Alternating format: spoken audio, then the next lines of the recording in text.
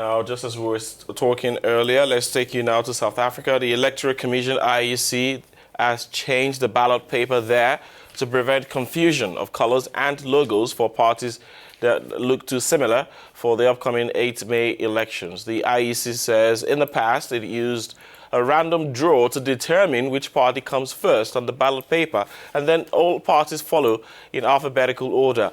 For the upcoming elections, though, the IEC appointed the Human Sciences Research Council to look into the usability of the ballot paper and enhance the design. He concluded that voters could be confused by the similarities of some parties and that they should be separated on the ballot paper. We discuss more on this with Pierre Grampedi, the editor of South African newspaper African Times, who now joins us online from Johannesburg. Good morning. What do you think of the new ballot paper designs, which the Commission says is meant to prevent confusion?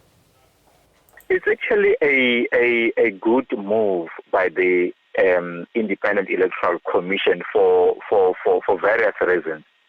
The main one is that until recently, because they were using a draw to determine the allocation of a list of positions on the ballot, it created a lot of confusions where, for example, you find that parties that had almost the same names or abbreviations or colors would be, next to each other on the ballot box.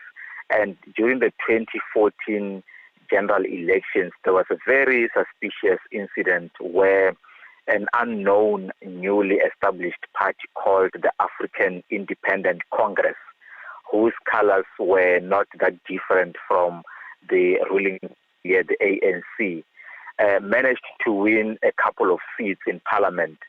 And it later transpired that it actually had benefited from some of the confusion created by the similarities between the names and the colors, and that especially the elderly people who had wanted to vote for the ANC mistakenly ended up voting for that party. So I think they're trying to avoid those kinds of problems. Like, for example, in this election, you have had a lot of newly elected political parties, registered political parties with more or less the same names. And how is the build-up looking like, with issues some are arguing could cause delays, like the case of the independent candidate seeking the right to stand for national and provincial elections? Piet? I don't think that case or the people behind that case stand a chance of winning, and I'll tell you why.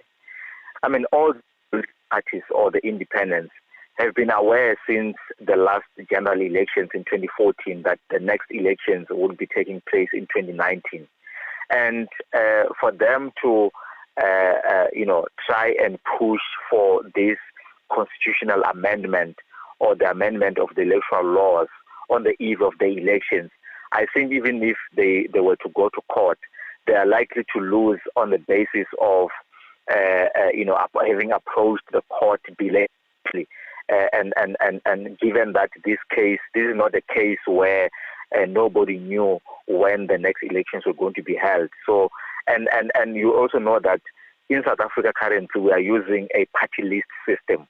This is the electoral system that we are using. We don't have a mixed system, although there have been attempts over the past couple of years to try and amend electoral laws and introduce a mixed system, which will allow a party list alongside a directly elected,